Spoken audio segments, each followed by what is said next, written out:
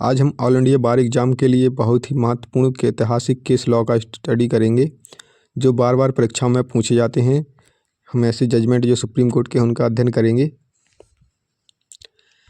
पहला प्रश्न है, भारत के संविधान में मौलिक ढांचे का सिद्धांत किस मामले में स्थापित किया गया था? तो इसका सही आंसर है केशवानंद भारती बनाम केरल राज्य। यह मामला संविधान के अनुच्छेद 368 में संशोधन की सीमा को लेकर था। सुप्रीम कोर्ट ने मौलिक ढांचे का सिद्धांत स्थापित करते हुए कहा कि संविधान के मूल ढांचे को बदला नहीं जा सकता। अगला प्रश्न है, नैसर्गिक न्याय के सिद्धांत को भारत के संविधान के किस अनुच्छेद में मूल अधिकारों से जोड़ा गया? तो अनुच्छेद 21। मेनका गांधी बनाम भारत संघ 1978 का केस है। इस केस में सुप्रीम कोर्ट ने कहा कि जीवन और व्यक्ति का स्वतंत्रता केवल शारीरिक स्वतंत्रता तक सीमित नहीं है, बल्कि इसमें नैसर्गिक न्याय के सिद्धांत भी शामिल हैं। अगला प्रश्न है, भारत में आपातकाल की वैधता और चुनाव प्रक्रिया से संबंधित महत्वपूर्ण मामला कौन सा था? तो वो है इंदिरा नेहरू गांधी बनाम राजनारायण। इस मामले में इलाहाबाद हाईकोर्ट के फैसले के बाद आपातकाल घोषित किया गया था। सुप्रीम कोर्ट ने संविधान के अनुच्छेद 329A पर विचार किया और निष्पक्ष चुनाव के महत्व पर जोर दिया। अगला प्रश्न है, सुप्रीम कोर्ट ने किस मामले में यह घोषित किया कि अनुच्छेद 368 के तहत संशोधन शक्ति भी न्यायिक समीक्षा के अधीन है? तो वो है मिनर्वा मिल्स बनाम भारत संघ। सुप्रीम कोर्ट ने कहा कि संविधान का मौलिक ढांचा न्यायिक समीक्षा, समानता और स्वतंत्रता की गारंटी करता है, जिसे संशोधन द्वारा नष्ट नहीं किया जा सकता। अगला प्रश्न है, राष्ट्रपति शासन के दुरुपयोग को नियंत्रित करने के लिए किस मामले में सुप्रीम कोर्ट ने स्पष्ट दिशा निर्देश दिए? तो वो केस था SR बॉम्बे बनाम भारत संघ। सुप्रीम कोर्ट ने अनुच्छेद 356 राष्ट्रपति शासन के दुरुपयोग को रोकने के लिए दिशा निर्देश जारी किए थे और संसद द्वारा इसकी न्यायिक समीक्षा को आवश्यक बताया गया था इस केस में। अगला प्रश्न है, मौलिक कर्तव्य किस मामले में प्रभावी रूप से व्याख्या किए गए थे? तो उस केस का नाम है यूनियन ऑफ इंडिया बनाम प्रवीण भाई पटेल। इस केस में सुप्रीम कोर्ट ने कहा कि मौलिक कर्तव्य नागरिकों पर नैतिक और सामाजिक दायित्व डालते हैं और इन्हें संविधान के अनुच्छेद 51A में उल्लेखित किया गया है। अगला प्रश्न है, महिलाओं के कार्यस्थल पर यौन उत्पीड़न के खिलाफ सुरक्षा के लिए दिशा निर्देश किस मामले में दिए गए थे? तो वो केस था विशाखा बनाम राजस्थान राज्य का केस था। इसमें सुप्रीम कोर्ट ने कहा था कि महिलाओं के कार्यस्थल पर यौन उत्पीड़न के खिलाफ संरक्षण के लिए मील का पत्थर साबित हुआ। सुप्रीम कोर्ट ने विशाखा गाइडलाइंस जारी की थी।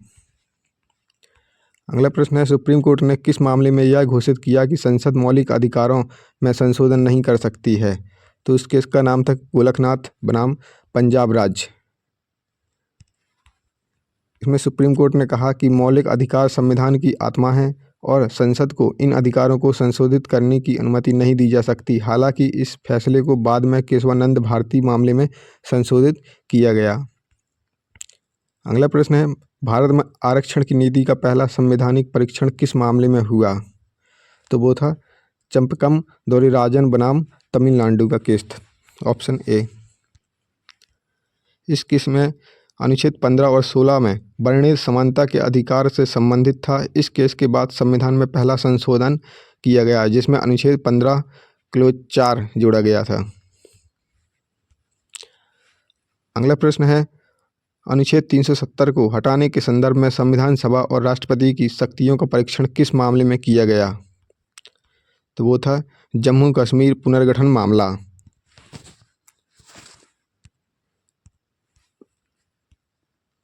विशेष संदर्भ कश्मीर अनुच्छेद 370 2019। इस मामले में अनुच्छेद 370 के तहत विशेष दर्जा समाप्त करने और जम्मू कश्मीर को 2 केंद्र शासित प्रदेशों में विभाजित करने की वैधता का परीक्षण किया गया था। अगला प्रश्न है, सुप्रीम कोर्ट ने किस मामले में विधायिका और कार्यपालिका के संतुलन पर प्रकाश डाला? तो केस था BR कपूर बनाम भारत संघ। इस मामले में विधायिका और कार्यपालिका के कार्यक्षेत्र के बीच संतुलन और स्वतंत्रता को स्पष्ट किया गया था। अगला प्रश्न है, किस मामले में भारत के संविधान के अनुच्छेद 20 क्लोज 3 खुद के खिलाफ गवाही न देने का अधिकार पर निर्णय दिया गया था। तो उस केस का नाम है नंदिनी सतपथी बनाम पाली महंती।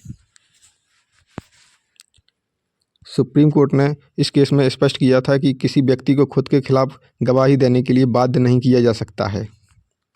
अगला प्रश्न है, किस मामले में 9वीं अनुसूची में रखे गए कानूनों की न्यायिक समीक्षा पर सुप्रीम कोर्ट ने निर्णय दिया था?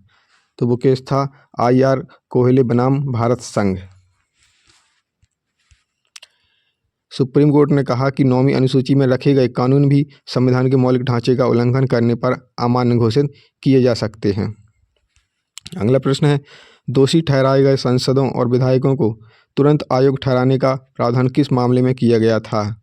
तो वो केस था लिली थॉमस बनाम भारत संघ। इस केस में सुप्रीम कोर्ट ने जनप्रतिनिधित्व अधिनियम 1951 की धारा 8 किलो 4 के असंवैधानिक घोषित किया, जिससे दोषी ठहराए गए सांसदों और विधायकों की अयोग्यता तुरंत प्रभाव से लागू होती है। अगला केस है, सुप्रीम कोर्ट ने राष्ट्रीय न्यायिक नियुक्ति आयोग यानी NJAC को असंवैधानिक किस आधार पर ठहराया? तो उस केस का नाम है न्यायपालिका की स्वतंत्रता का हनन। केस न्यायपालिका बनाम विधायिका NJAC मामला 2015। इस मामले में सुप्रीम कोर्ट ने NJAC न्यायपालिका की स्वतंत्रता के सिद्धांत का उल्लंघन करता है और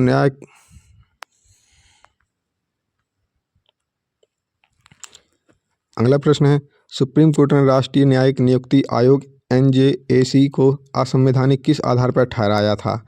तो न्यायपालिका की स्वतंत्रता का हनन। केस का नाम है न्यायपालिका बनाम विधायिका NJAC 2015। इस पर टिप्पणी की थी कि NJAC न्यायपालिका की स्वतंत्रता के सिद्धांत का उल्लंघन करता है और कॉलेजियम सिस्टम को बहाल किया। अगला प्रश्न है, भारत में अनुच्छेद 13 और अनुच्छेद 368 के बीच पहले संवैधानिक संघर्ष को किस मामले में सुलझाया गया? तो वो केस था शंकर प्रसाद बनाम भारत संघ। सुप्रीम कोर्ट ने इस केस में यह स्पष्ट किया कि संसद संविधान संशोधन के माध्यम से मौलिक अधिकारों को संशोधित कर सकती है। यह निर्णय बाद में गोलकनाथ मामले में पलट दिया गया। अगला प्रश्न है, साहिबानो केस किससे संबंधित था? तो तलाक के बाद गुजारा भत्ता से संबंधित था। केस का नाम था मोहम्मद अहमद खान बनाम साहिबानो बेगम 1985। इस मामले में सुप्रीम कोर्ट ने मुस्लिम महिलाओं को गुजारा भत्ता देने के अधिकार की व्याख्या की। इसने संसद को मुस्लिम महिला यानी तलाक पर आधार अधिकारों का संरक्षण अधिनियम 1986 पारित करने के लिए प्रेरित किया। अगला प्रश्न है, अयोध्या विवाद मामले में सुप्रीम कोर्ट का निर्णय किस अनुच्छेद के आधार पर मुख्य रूप से दिया गया था? तो अनुच्छेद 142 के आधार पर दिया गया था। केस का नाम था अयोध्या भूमि विवाद 2019। सुप्रीम कोर्ट ने अनुच्छेद 142 का उपयोग करते हुए एक न्यायिक समाधान दिया, जिसमें विवादित भूमि हिंदू पक्ष को दी गई और मुस्लिम पक्ष को वैकल्पिक भूमि आवंटित करने का आदेश दिया गया। अगला प्रश्न है, सुप्रीम कोर्ट ने धारा 377 को किस मामले में आंशिक रूप से असंवैधानिक ठहराया? तो नवतेज सिंह जौहर बनाम भारत संघ। इस केस में सुप्रीम कोर्ट ने कहा कि भारतीय दंड संहिता की धारा 377 जो सहमति से बने समलैंगिक संबंधों को अपराध मानती थी, संविधान के अनुच्छेद 14, 15 और 21 का उल्लंघन करती है। अगला प्रश्न है, कौन सा मामला सार्वजनिक पद पर बैठे लोगों की जवाबदेही और पारदर्शिता से संबंधित था? तो वो था आदर्श हाउसिंग घोटाला। केस का नाम है आदर्श हाउसिंग घोटाला मामला 2010। यह मामला सरकारी अधिकारियों और राजनेताओं द्वारा मुंबई में आदर्श सोसाइटी में अनियमितताओं से संबंधित था। अगला प्रश्न है, संपत्ति के अधिकार को मौलिक अधिकार से हटाने के लिए किस मामले ने मार्ग प्रशस्त किया था? तो वो था पशुपतिनाथ बनाम भारत संघ।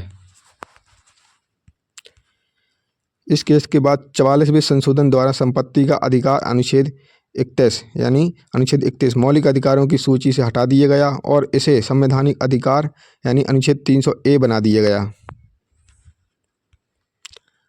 अगला प्रश्न है, महिलाओं के कार्यस्थल पर यौन उत्पीड़न से सुरक्षा के लिए दिशा निर्देश किस मामले में दिए गए थे? तो वो था विशाखा बनाम राजस्थान राज्य। इस मामले में सुप्रीम कोर्ट ने महिलाओं के कार्यस्थल पर यौन उत्पीड़न से सुरक्षा के लिए विशाखा गाइडलाइंस जारी की, जो लैंगिक न्याय को बढ़ावा देती है।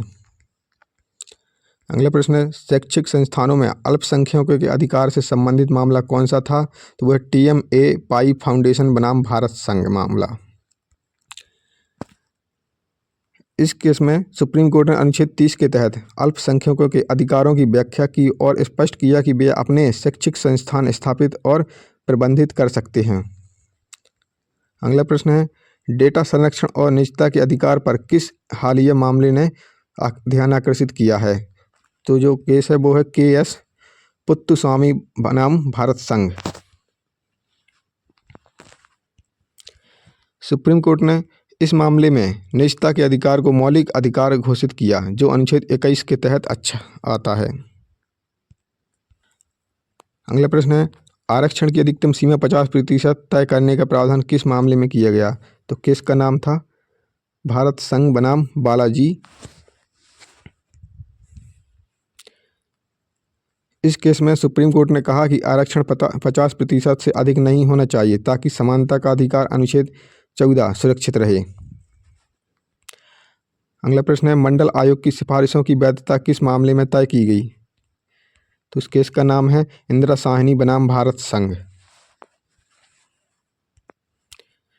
इस केस में सुप्रीम कोर्ट ने अन्य पिछड़ा वर्ग यानी OBC के लिए 27% आरक्षण को वैध ठहराया और यह भी तय किया कि आरक्षण 50% से अधिक नहीं हो सकता। अगला प्रश्न है, किस मामले में राष्ट्रपति शासन यानी अनुच्छेद 356 की संवैधानिकता की व्याख्या की गई है? तो वो केस था SR बॉम्बे बनाम भारत संघ। सुप्रीम कोर्ट ने कहा था इस केस में कि राष्ट्रपति शासन लगाने का निर्णय न्यायिक समीक्षा के दायरे में आता है और इसका दुरुपयोग नहीं किया जा सकता। अगला प्रश्न है, किस मामले में निजता के अधिकार को मौलिक अधिकार घोषित किया गया? तो उस केस का नाम है KS पुत्तुस्वामी बनाम भारत संघ। सुप्रीम कोर्ट ने इस केस में कहा था कि अनुच्छेद 21 जीवन और व्यक्तिगत स्वतंत्रता का अधिकार है, जिसमें निजता का अधिकार भी शामिल है। अगला प्रश्न है, संविधान के मूल ढांचे का सिद्धांत किस मामले में और मजबूत हुआ? तो वो केस था मिनर्वा मिल्स बनाम भारत संघ। सुप्रीम कोर्ट ने संविधान के मूल ढांचे की रक्षा करते हुए अनुच्छेद 368 की शक्तियों का सीमित कर दिया। अगला प्रश्न है, किस मामले में सुप्रीम कोर्ट ने कहा कि प्रक्रिया का पालन करना भी न्यायपूर्ण होना चाहिए? तो वो केस था मेनका गांधी बनाम भारत संघ। इस मामले में अनुच्छेद 21 की व्याख्या करते हुए सुप्रीम कोर्ट ने कहा कि केवल कानून का पालन ही पर्याप्त नहीं है, बल्कि वह कानून न्यायपूर्ण भी होना चाहिए। अगला प्रश्न है, किस मामले में शैक्षणिक संस्थानों में OBC आरक्षण को चुनौती दी गई? तो वो था अशोक कुमार ठाकुर बनाम भारत संघ। सुप्रीम कोर्ट ने OBC आरक्षण को वैध ठहराया, लेकिन क्रीमी लेयर यानी सामाजिक और आर्थिक रूप से संपन्न वर्ग को इसमें शामिल नहीं करने का निर्देश दिया था सुप्रीम कोर्ट ने। अगला प्रश्न है, डेटा सुरक्षा और डिजिटल अधिकारों से संबंधित कौन सा मामला हाल ही में चर्चा में रहा? तो वो था KS पुत्तुस्वामी बनाम भारत संघ। इस केस में डिजिटल निजता और डेटा सुरक्षा की अहमियत को दर्शाता है, विशेष रूप से आधार कार्ड और अन्य डिजिटल परियोजनाओं के संदर्भ में। अगला प्रश्न है, पंचायती राज और स्थानीय स्वायत्तता पर किस मामले में निर्णय दिया गया? तो वो केस था अन्ना चंदा बनाम कर्नाटक राज्य। इस केस में पंचायत और नगर पालिकाओं के संवैधानिक अधिकारों को मजबूत किया गया था। अगला प्रश्न है, शाह बानो केस किस अधिकार से संबंधित है? तो शाह बानो केस जो है वो तलाक के बाद गुजारा भत्ता से संबंधित था। शाह बानो केस मुस्लिम महिलाओं को तलाक के बाद गुजारा भत्ता प्राप्त करने के अधिकार से संबंधित था। अगला प्रश्न है, शाह बानो केस में सुप्रीम कोर्ट ने किस अधिनियम की व्याख्या की थी? तो शाह बानो में दंड प्रक्रिया संहिता 1973 यानी CRPC की धारा 125 की व्याख्या की थी। सुप्रीम कोर्ट ने कहा था कि सीआरपीसी की धारा 125 के तहत पत्नी, भले ही धर्म कोई भी हो पत्नी का, वह गुजारा भत्ता मांग सकती है।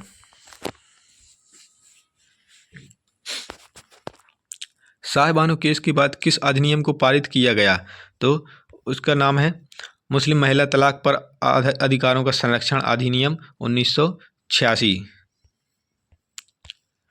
इस अधिनियम ने सुप्रीम कोर्ट के फैसले को प्रभावी रूप से पलट दिया और गुजारा भत्ता देने की अवधि को इद्दत की अवधि तक सीमित कर दिया। अगला प्रश्न है, हाल ही में सुप्रीम कोर्ट ने किस मामले में भारतीय नागरिकता अधिनियम यानी CAA को संवैधानिक रूप से वैध करार दिया है? तो वह नफीस अहमद बनाम भारत संघ। सुप्रीम कोर्ट ने भारतीय नागरिकता अधिनियम यानी CAA को संवैधानिक रूप से वैध करार दिया, जिसमें पाकिस्तान, बांग्लादेश और अफगानिस्तान से धार्मिक उत्पीड़न के कारण भारत आने वाले गैर मुस्लिम शरणार्थियों को नागरिकता देने का प्रावधान किया गया था। अगला प्रश्न है, हाल ही में सुप्रीम कोर्ट ने किस मामले में पर्सनल डेटा सुरक्षा को संवैधानिक अधिकार घोषित किया? तो केस का नाम है कर्नाटक हाईकोर्ट बनाम भारत संघ। इस केस में सुप्रीम कोर्ट ने पर्सनल डेटा सुरक्षा को संवैधानिक अधिकार मानते हुए निर्णय दिया कि हर नागरिक का डेटा की सुरक्षा का अधिकार है। अगला प्रश्न है, सुप्रीम कोर्ट ने हाल ही में किस फैसले में समान कार्य के लिए समान वेतन का सिद्धांत लागू किया? तो केस का नाम था सरकार बनाम मेट्रो कर्मचारी।